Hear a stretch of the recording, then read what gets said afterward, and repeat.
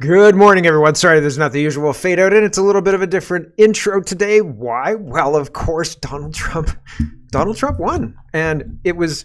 I was on a stream yesterday with Schmidt House, the podcast Schmidt House, and I was saying this seems too easy. Everything seems to be stacking up like this whole win is going to be just straightforward, right? And I thought it was going to be anything but straightforward. I thought there was going to be lots and lots of issues, but it turns out no, and it's not for lack of trying. I'll show you all of that. There's a lot of things that happened yesterday, but fundamentally, we've got a president-elect Donald Trump before the British Columbian government has been able to be formed after the mid-October election that we had there. What was it, October 19th? Right? So that was a while ago, and Donald Trump is now the president-elect of the United States. And BC, well, we've still got things to deal with there. He's got the popular vote. He's got the Electoral College. He's got the Senate. The House is still counting, but is it going to be a sweep, right? And of course, the Oval Office. That's very, very interesting if you ask me. And Starmer, Zelensky, everyone and their dog are congratulating Donald Trump. I haven't seen if Justin Trudeau's gotten to congratulating him yet, but it'd be funny because it seems like they all hate him, but they have to congratulate him because that's the decorum. Like that's what you do with the United States president, right? Freeland goes on TV and assures Canadians that it will be okay if Donald Trump wins. Don't worry, everyone. Canada's resilient. We'll get through it, which is funny because I can't believe that anybody would be that worried. That people should really stop watching the mainstream media. Why are Canadian MPs down in the United States on election night? They are, and they're counting ballots or something to that effect. It's very interesting. And EB, talking about the BC election, EB is proposing an all-party committee to examine the election. Why not a criminal investigation? Why not redo the election? Anyway, there's lots to get to. Let's get to it. And we have to look at, of course, we're starting with Donald Trump. We have to look at what happened yesterday. We have to look at what's happening this morning. Donald Trump is the president-elect, and that is a big deal. And we have to look at the impact in Canada, and then Zelensky, and then the UK as well, because everybody over the pond is responding. And then we'll get into the Canadian news as such. Okay, so lots to get to. Let's get to it. Phantom says, yesterday, this is the betting market. And yesterday what is this? This is 7:59 p.m. So as the polls were closing in the United States, Donald Trump was at 70% to win it. And even then, I didn't really feel like, oh yeah, no problem. We got this in the bag, you know? I was listening to Elon Musk's election day talk, and they were talking about some shenanigans that had been going on, but it seemed to be handled by the people who it was supposed to be handled by, so which is good. Tara midday was saying, what is this, 6:17 p.m. So I don't know if this is exit polls or what, but they were saying 71% for Donald Trump, 78% for Donald Trump in Indiana and Kentucky, and so it looked really, really good going into the polls closing. All the indications were that Trump was going to win, but we've seen that before, right? So I was worried. I was like, I don't know. Kimmy said our county right now, this entire county can't submit votes. This was 7:30 yesterday morning, so that's what I'm doing. I'm doing it 7:30 the day after on the 6th, and so it's interesting. As of yesterday morning, there were problems with the election in Pennsylvania. The election tabulators, the counting machines, all of the things that were going wrong were happening in important states. Of course, I'm sure things were going wrong in non-important states. They're all important, but I'm sure things were going wrong in other places. But more attention was paid to swing states, and Pennsylvania seemed to be a big one. Lots of people were focusing on Pennsylvania. So this is a woman just saying, you know, we can't vote and we can't do anything about it, and so help us, basically. John says, breaking, stay in line.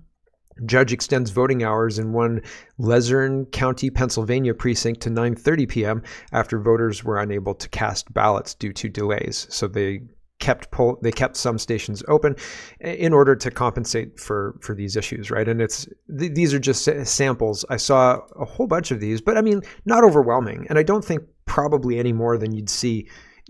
I don't think any more than I saw in 2016. You know what I mean? Like, these kind of things do happen. It happens anyway. There was reports of the election, the machines themselves having to have the flash drives redone and all the rest of it. So like all of this happens anyway. And sometimes it seems really, really sneaky, and other times they get things handled and people are allowed to vote late and people seem happy and satisfied. I didn't see really big lines or anything like that yesterday, so that was interesting. Although I saw lots of people saying stay in line. I guess there's a line.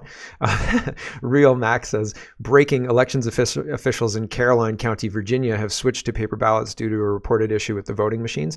And so one of the issues was they couldn't, the voting machines were like, they weren't booting up properly, and so they had to have the flashcards recalibrated or whatever that is. And I don't know, like, I'm not a voting machine guy, I've never used them, so I'm not sure like how that looks, but I guess presumably you need to like set up the machine for the election that it's going to run, because you can use a machine in whichever election you want, right? So like in order to do that, you have to push some buttons and then put it in a flash drive to load it with the instructions, and then the instructions are loaded and you're ready to go, right? And so they had to do that. They had to reset a whole bunch of machines.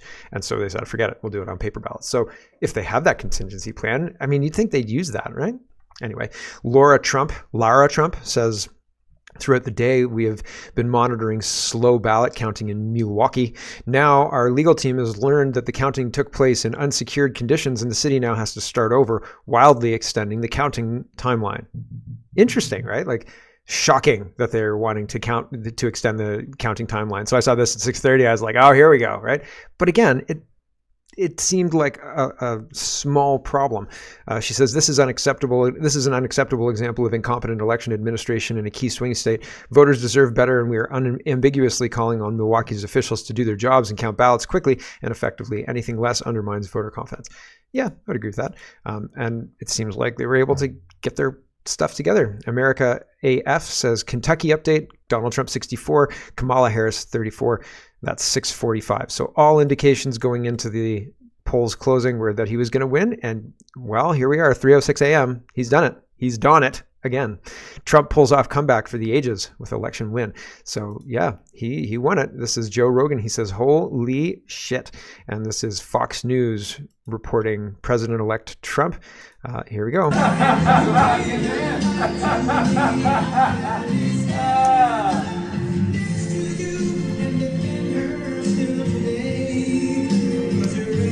There you go, Fox News, right? And he had 280 when all of this was happening, but he was saying that they were giving him more states as he was talking during his acceptance speech, or his victory speech, or whatever it is.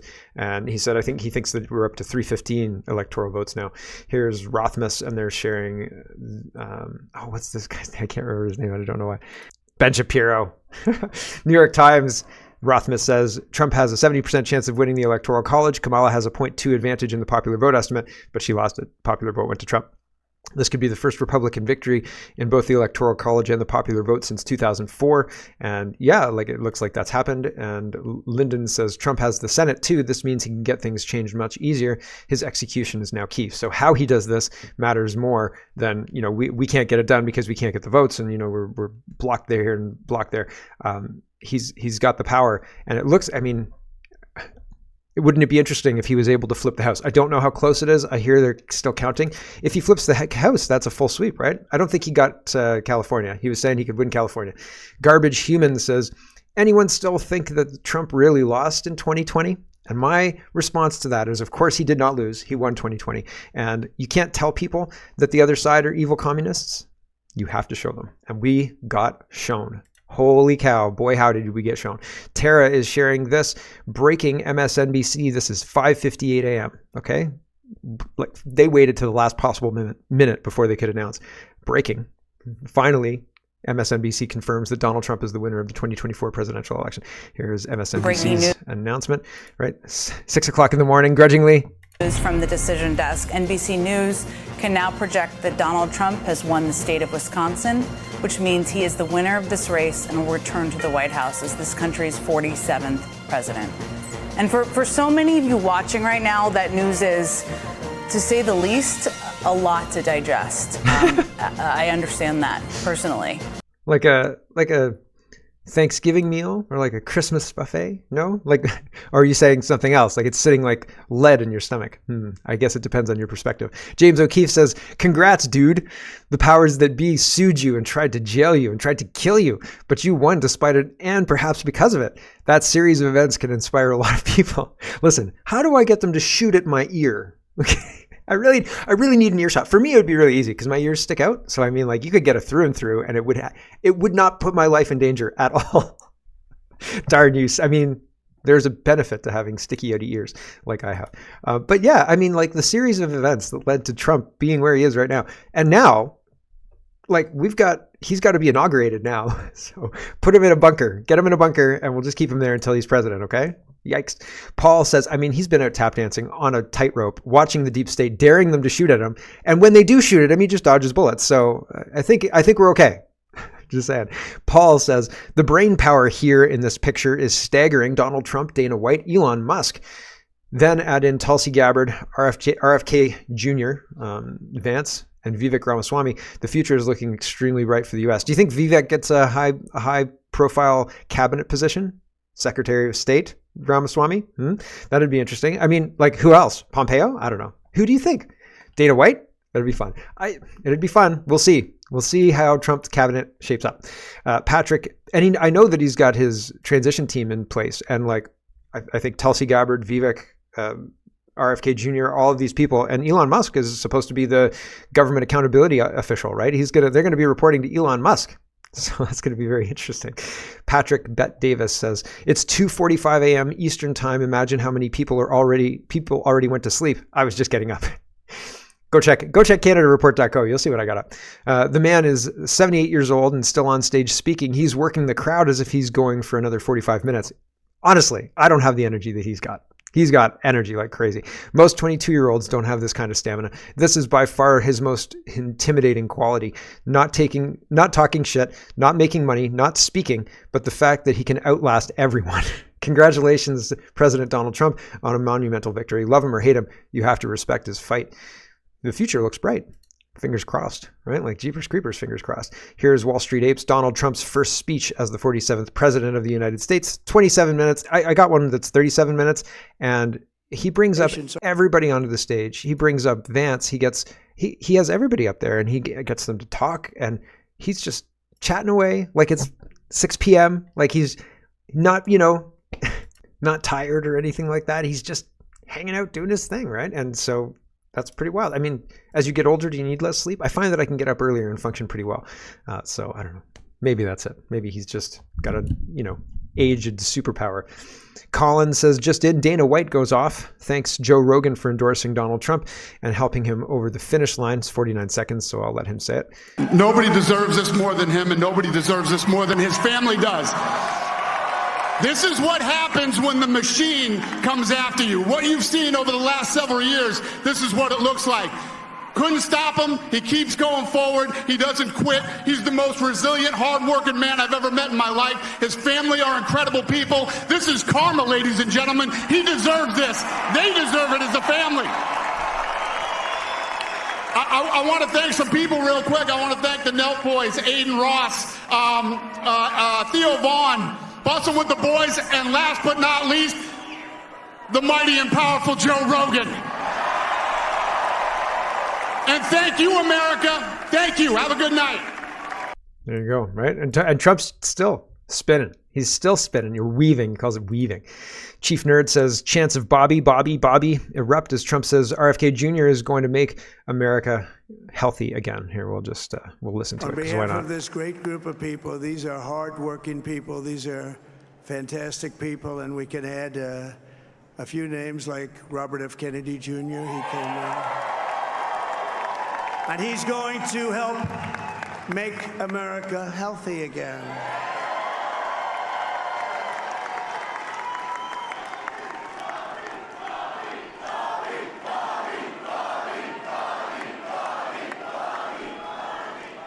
And now he's a great guy, and he really means it. He wants to do some things, and we're going to let him go to it. I just said, but, Bobby, leave the oil to me. We have more liquid gold, oil and gas. We have more liquid gold than any country in the world, more than Saudi Arabia. We have more than Russia. Bobby, stay away from the liquid gold. Other than that, go have a good time, Bobby. So we're going to keep him away from oil and gas. Don't worry about his environmentalism. we're going to just unleash him on the 3-letter agencies and big pharma. So he says, don't worry, we're going to keep him away from oil and gas. Interesting strategy, right? Because he doesn't want to lose the trust of all the people that he's promised. Everything, really. Antonio's got this meme, take the garbage out, and it's Garbage Man Trump pushing out Kamala Harris and Joe Biden. And so that's very interesting. It's very interesting. It's very, very interesting. The whole plan, if you looked at the Q drops, if you looked at people who were analyzing Q, it was the Star Wars trilogy. It was A New Hope, Empire Strikes Back, and The Return of the Jedi. And there are a number of people who are talking about this without realizing that it has Q origins, and I think it's really funny. But regardless of all of that, the whole plan, Obama's plan, I talked about this on the stream last night, but Obama's plan was to destroy America in 16 years, 2 terms, Obama first, Hillary second. Trump came in and disrupted that in his first term. His response was 3 terms of 4 years, Trump, Biden, Trump. And the first term, and A New Hope, Empire Strikes Back, and Return of the Jedi. And so first term was undoing Obama. Second term was Empire Strikes Back. You can't tell people they're going to be rabid communists. You have to show them. And so when they did exactly what he knew they were going to do, it was the perfect advertisement for 4 more years of Trump. And so now when he comes back, now after the election that he just ran, he has a massive mandate to drain the swamp and lock up the traitors. And it's not just me that sees it, right? Because in 2016, it was just me that saw it. And I mean, a few other people, but we were all on 1 or 2 websites. It was not widely known, and now it is widely known, right? And that's a plan, baby, right? Now you got a soup. Muse says, fun fact, this is fun. Kamala Harris is constitutionally required to preside over the certification of Trump's victory. The Electoral Count Reform and Presidential Transition Improvement Act of 2022 ensures she can't do anything to stop it. So she has to preside over Trump's victory. There you go. President or vice president. Candace Owens says the Democrats really ran on vote Kamala or you won't be allowed to murder your babies, ladies, and elect Kamala because you're black and that's your responsibility, brothers. Zero shame. And yeah, holy smoke, right? That's really what they ran on. Kamala is such a weak fake candidate that she was pretending to be on a phone call, and she showed that she was actually on the camera app. She held up her phone and showed that she was on the camera app. This whole thing was faked. Fake. How you doing? Have you voted already? You did? Thank you.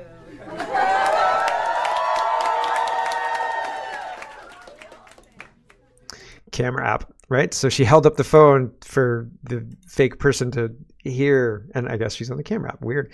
Jeff says people are going to naturally focus on the top line presidential results tomorrow, but a huge story is how completely contrary to all expectations, Florida has now turned so red that both the marijuana and abortion referendums may go down tonight, and indeed they did. Victory in Florida. Florida has rejected the marijuana legalization amendment, a huge step in preventing another big tobacco and keeping our communities safe. Thank you to everyone who stood with us.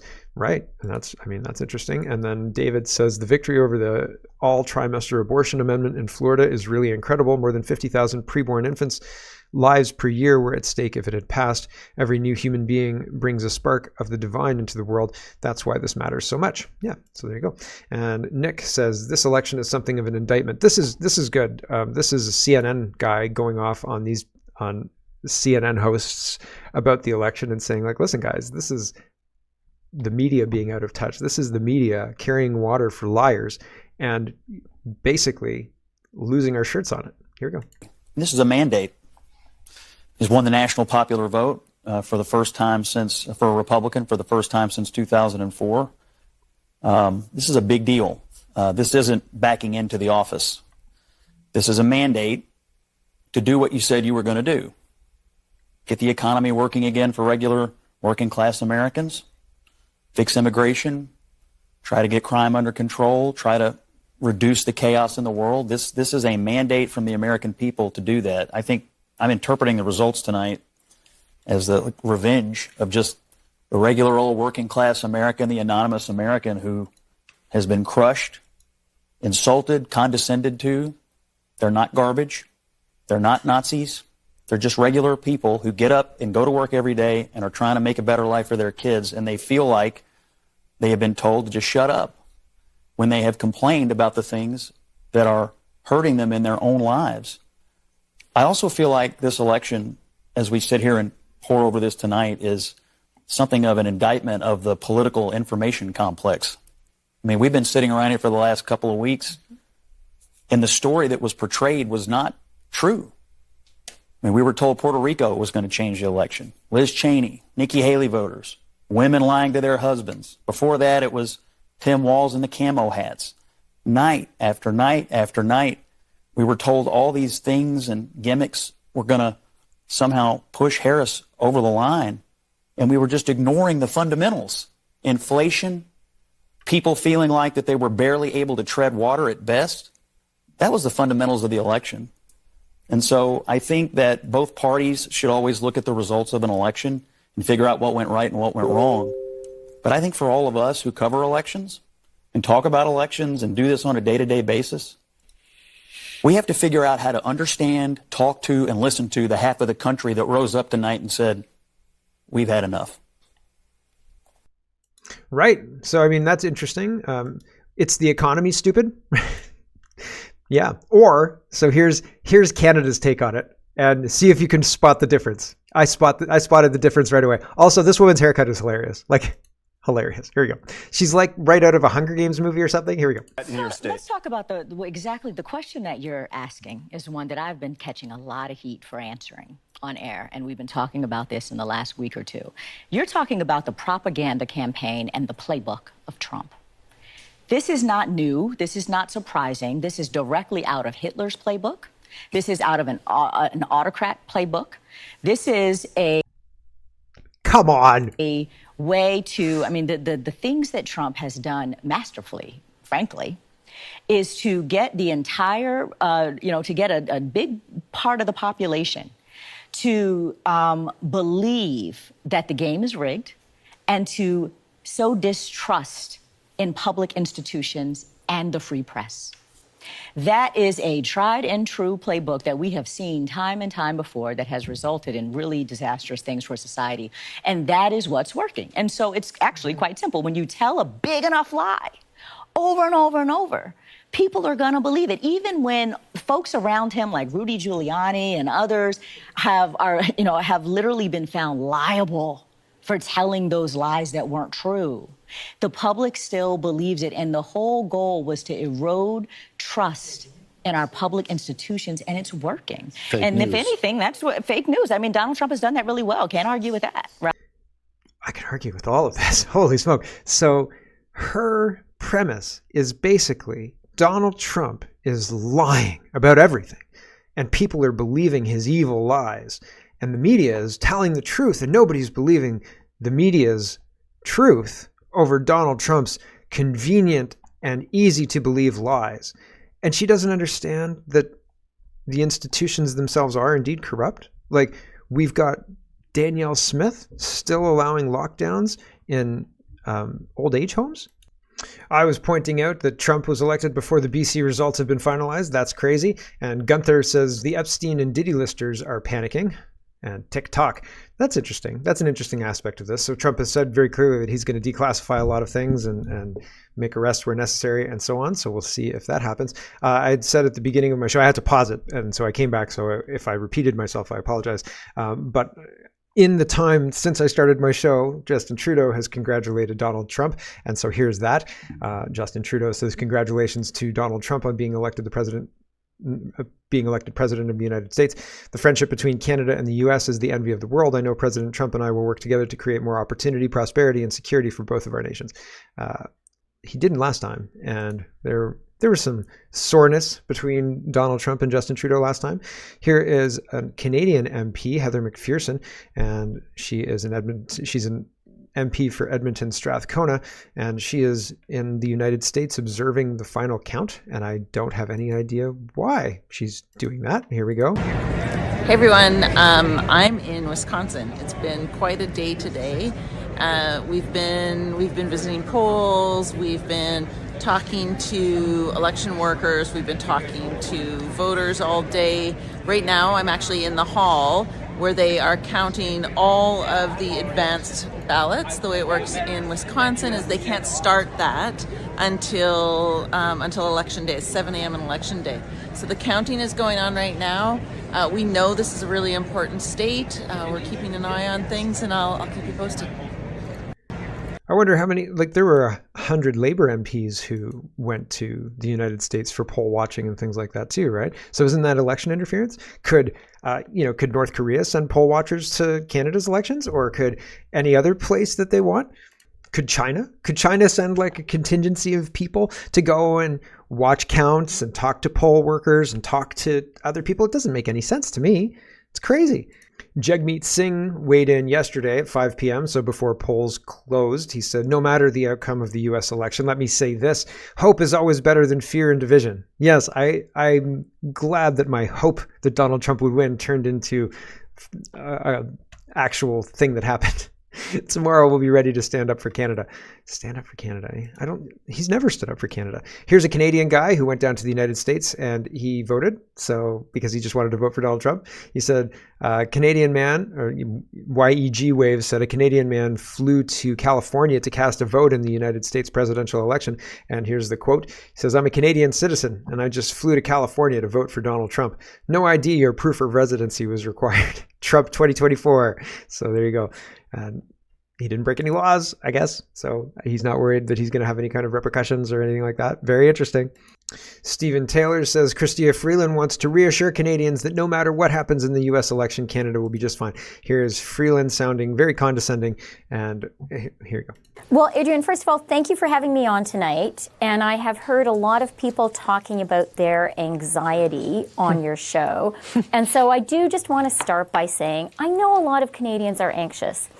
But I really want people to be reassured, and I want Canadians to know that no matter what Americans choose tonight, Canada will be just fine. I would even say more than fine. I think there is no country in the world better positioned to have an excellent relationship with the United States and better positioned to thrive no matter who Americans choose. So hang on to that tonight as you're watching the results, okay? It's their choice, but we are going to be great no matter what. Okay, well. Right. So, I mean, I think Canada will be fine. I hope the Liberal Party won't be fine. Here's Karina Gould, and Brian says, I am pro-choice in voting CPCHQ. And so they're responding to this fear-mongering that the Liberals are trying to push. And it's the same kind of campaigning that Kamala Harris was doing that failed. Like, it totally failed. It didn't resonate. Nobody believed her. Nobody cared. But here's Karina Gould being asked about the U.S. election and pivoting to abortion rights. Trump pourrait, just in English, on your concerns about women's rights in the U.S. election. Yeah, look, I'm not going to speak about the U.S. election right now, but what I will say is we've already seen women's rights move backwards in the United States. There are many states in the United States that have taken away a woman's right to choose, taken away a woman's right to access health care and her right to an abortion, and we've seen the shocking consequences of that with women who have both almost lost their lives and lost their lives. And in Canada, we should not be ignorant to the fact that that is exactly what many members of the Conservative Party of Canada want to do here. In fact, the Campaign Life Coalition has stated that there is not a single MP that is pro-choice in the Conservative Party of Canada. So not for a minute should we expect that that's not something that could happen here in Canada, and we should be alive to that fact and be standing up for women's rights. What the US Thank you. Be alive to that fact? I'm not sure. What? Wait a second. Spencer Fernando is weighing in on all of this as well. He says Canada must ramp up military spending significantly and send significantly more military aid to Ukraine. If Trump ends up winning, we unfortunately cannot assume the U.S. will remain a reliable ally, and we cannot stand by as Ukraine is abandoned. They could probably negotiate peace. We could help them. We could set a meeting to negotiate peace. I said, what a lunatic. Let's keep Canadian tax dollars in Canada and stop funding foreign wars. Holy smoke. Like, this seems very, very easy. And sitting here saying, oh, I'm very worried about Trump on behalf of Ukraine is insane, Spencer Fernando. Alex says a monstrous comeback bread and butter issues, law and order, pride in country. Americans spoke very clearly tonight. Those who see them as garbage should listen. The working class is fed up. The anger here in Canada is worse. This should have been right after Spencer Fernando's thing, but even Zelensky's saying, "Hey, Trump, great job. Let's figure out a way forward for peace. What's your game?" And I mean, that's the end of the show. The Trump stuff is I feel like we're right at the cusp of the beginning. Like we've run a marathon to get to the beginning of this race. And now that we're here and we're all kind of aware of where we are, which is the beginning of this, I'm excited. I'm excited to see what tomorrow brings. We'll see what President Trump has in store. There are people out there who think like Trump is the worst. And I think Harris, Waltz, Biden's probably worse than Trump is. There are people out there who think we've been had by, getting Trump back in. Who knows? I'm inclined to give him the benefit of the doubt, to give Trump the benefit of the doubt, his team the benefit of the doubt, and we'll see. But I'll do my best to be honest with you. I'll do my best to not cover Trump only with rose-colored glasses. But I'm interested in what he's going to do, and I'm interested in what the impact of what he does is going to be on Canada. And I hope that it's a positive one. I hope that, because I really feel like there's no way to fix our crooked, false system, from elections to media, from representation in government to media coverage, without fixing what happened in the United States, what is happening in the United States. And by that I mean the leadership class that has usurped power and given it to themselves in the media, through the media, by controlling the media, by controlling all of the parties and giving people no real choice, right? Like, I'm interested in what Donald Trump being able to take the United States in his direction rather than the globalist preferred direction. I'm interested in what that's going to do to Canada, and if we're going to be able to follow suit, or if it's going to be 4 years of war and terrible, like probably a pretty good economy, but a terrible social situation, or is it going to be a more cohesive 4 years where unity is the goal? We'll see. Like, I don't know. I really don't know. I'm hoping for something good. That's what I want. As I've said before, my main goal is the fastest line back to sanity, back to people taking care of their families, building their families, society taking care of kids, society taking care of itself. And by that, I don't mean society in the form of the government giving out everything everybody needs to live. I mean government getting out of the way and allowing the economy to work the way it's supposed to work, the people to work the way they're supposed to work, because people just want to make their situation better. They want to make their family stronger. They want to make themselves stronger. They want to make their community stronger. And if they're allowed to do that, then everything becomes better and tightens up and becomes more cohesive, right? And if they're smashed into a million pieces every time they try, things become, like we've been living through for the last 4 years anyway, and it's been terrible. So here's fingers crossed for positive step on this page turn. That's enough of me. Thanks for watching, everybody. Thanks for your support, and have a wonderful, wonderful day.